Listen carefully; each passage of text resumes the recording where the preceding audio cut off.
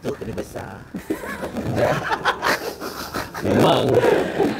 Lagi-lagi kau nak tanya apa? Bang, kenapa orang cakap kipas dekat konsert Tok T? Kipas, betul. Hei, Ada kejadian kipas tu. Oh, ada kejadian. Mic pecah. Ya ke? Mic pecah ke? mak acak kot. Bila tarikh? Tarikh apa? Tarikh Abang Fatah renew kontrak dengan Risa ke? Awak tengah nyanyi lagu apa? Oh. Dia apa? Tak faham. Cuba tanya betul-betul. Cepat. Bukan selalu ni saya dapat live sekali ni. Ini je peluang. Kena dekat Demam Singa. Tak ah. Tak eh? Mana ada. Dah lama dah kan? Kita tak Kita tak bertegur. tegur masa tu. Tapi masa tu, yelah itu first time saya jumpa Saya jumpa Ifan dengan Amir Osman. First time Masa kan? tu kita jadi cili First time padi. tak pernah jumpa. Cili merah, Kat konsert. cili hijau. Masa kita masuk. Jadi Mas Singa tu.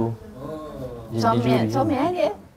Dek, comel tak cili tu? Malam Dek, ya, comel tak cili tu? comel. Tapi akak dengan Abang Fatah lagi comel. Astaghfirullahaladzim budak ni. Mas Singa. Semalam jumpa wedding planner, mana ada? Cerita kipas tu, cerita kipas tu. Tak, tu kawan Acar lah. Awak Janganlah boleh soalan yang cerita. aneh-aneh guys. Saya tak boleh cerita. Macam mana nak cerita? Kipas. Itulah. Tak payahlah. Ceritalah pasal kipas, tolong. Tolonglah. Siap tolonglah. Abang Long, sebab saya setiap kali live saya betul-betul tak faham Tak kenapa yalah. dia komen kipas. Tak, sebab waktu tu. Cerita mak cerita mak. Waktu tu panas. Okey. Konsert tu panas. Aduh, besok jadi headline nanti. Tak payahlah. Ya, Oh, kat konsert tu. kipas kau. Mana kipas aku? Ada. Dah pulang kan? Kipas.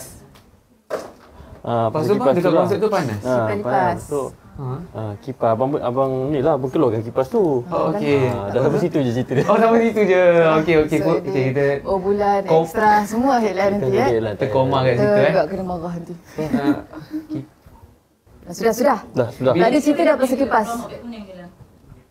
Kenapa Okey. Abang Long last? Kenapa dalam video Abang Long selalu ada Kak Long? Alamak. Ni saya kira saya masuk store dulu lah. Banyak sangat dah ni. Serah diri. Sebab kan rakan sekerja. Kenalah ada dalam video. Faham? Jawapan please safe. Okeylah, kita nak sama berjual ke? YTJT. Sama berjual. Okey. Bagi Kak Long dan Abang Long sama berjual. Boleh diri tak macam Boleh. tekstur Abang Long dengan Kak Long kat depan. Boleh. Okey. Comel ni awak ni. Geram. Berhenti tunjuk produk baru tu. Okey. Bioretinol. Mana tadi? Mana bioretinol?